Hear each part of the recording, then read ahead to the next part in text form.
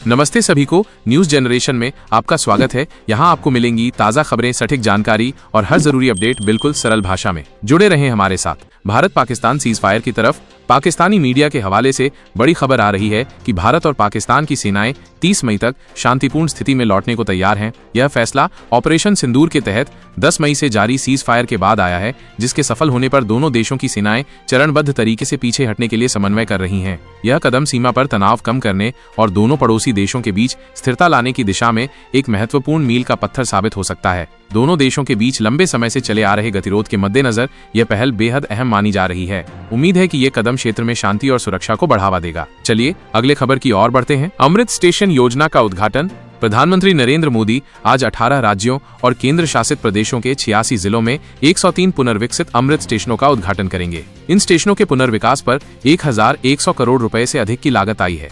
ये पहल देश में रेल अवसंरचना को बेहतर बनाने और यात्रियों को आधुनिक सुविधाएं प्रदान करने की सरकार की प्रतिबद्धता को दर्शाती है। अमृत स्टेशन योजना का उद्देश्य रेलवे स्टेशनों को विश्व स्तरीय सुविधाओं से लैस करना है, जिससे यात्रियों को बेहतर अनुभव मिल सके।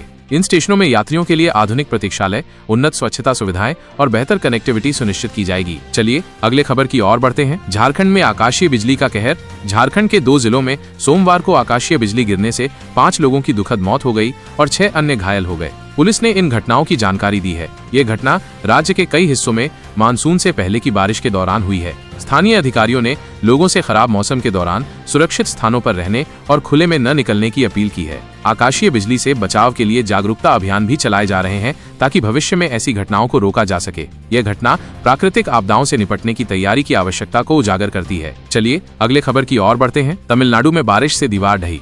तमिलनाडु के मदुरै के वलायांगुलम में भारी बारिश के कारण एक दीवार ढह गई, जिससे 3 लोगों, 2 महिलाएं और एक बच्चा की मौत हो गई। राज्य के कई इलाकों में भारी बारिश जारी है, जिससे जनजीवन प्रभावित हुआ है। स्थानीय प्रशासन ने राहत और बचाव कार्य शुरू कर दिए हैं। मौसम विभाग ने अगले कुछ दिनों तक और बारिश की चेतावनी जारी की है, जिससे निचले इलाकों में जलभराव और बाढ़ का खतरा बढ़ गया है। लोगों को सुरक्षित रहने और आवश्यक सावधानी बरतने की सलाह दी गई है। ये घटना शहरी क्षेत्रों में पुरानी इमारतों की सुरक्षा पर ध्यान देने की आवश्यकता को दर्शाती है। चलिए अगले खबर की ओर बढ़ते हैं। कोरोना के नए वेरिएंट की चिंता। सिंगापुर में कोरोना के नए वेरिएंट के 14,000 से अधिक मामले सामने आने से भारत में भी चिंता बढ़ गई है। भारत में अभी 93 सक्रिय मामले हैं, जिनमें JN.1 वेरिएंट के सबसे ज्यादा मरीज हैं। सरकार स्थिति पर पैनी नजर रख रही है और आवश्यक दिशा निर्देश जारी करने की तैयारी में है। विशेषज्ञों ने लोगों से सावधानी बरतने, मास्क पहनने और भीड़ भाड़ वाली जगहों से बचने की अपील की है। चलिए अगले खबर की ओर बढ़ते हैं। वक्फ कानून पर सुप्रीम कोर्ट में सुनवाई।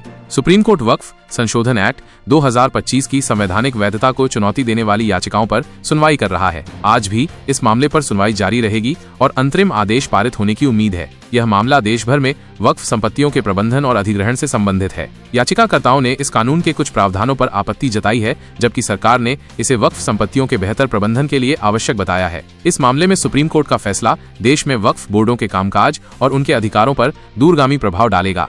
चलिए अगले खबर की ओर बढ़ते हैं। छगन भुजबल महाराष्ट्र सरकार में वापस। राष्ट्रवादी कांग्रेस पार्टी NCP के वरिष्ठ नेता छगन भुजबल ने महाराष्ट्र में महायुति सरकार में मंत्री पद की शपथ ली। सोमवार रात ही उन्हें मंत्री पद की शपथ लेने की जानकारी दी गई थी। भुजबल का फिर से मंत्री बनना राज्य की राजनीति में महत्वपूर्ण माना जा रहा है, खासकर आगामी चुनावों को देखते हुए। उनकी वापसी से महायुति सरकार को मजबूती मिल सकती है और वे OBC समुदाय में पार्टी के प्रभाव को और बढ़ा सकते हैं। यह कदम महाराष्ट्र की राजनीतिक समीकरणों में बदलाव ला सकता है। चलिए अगले खबर की ओर बढ़ते हैं। जलदूत योजना दिल्ली में। दिल्ली सरकार ने भीषण गर्मी को देखते हुए जलदूत योजना शुरू की है। इसके तहत जलदूत स्वयंसेवक DTC बस स्टॉप पर प्यासे लोगों को मुफ्त पानी पिलाएंगे। दिल्ली के परिवहन मंत्री पंकज कुमार सिंह आज इन स्वयंसेवकों को लॉन्च करेंगे। ये पहल भीषण गर्मी में लोगों को राहत पहुंचाने के लिए की गई है। दिल्ली में गर्मी का प्रकोप जारी है और ऐसे में पानी की उपलब्धता सुनिश्चित करना एक महत्वपूर्ण कदम है। यह योजना दिल्ली सरकार की सामाजिक कल्याण के प्रति प्रतिबद्धता को भी दर्शाती है।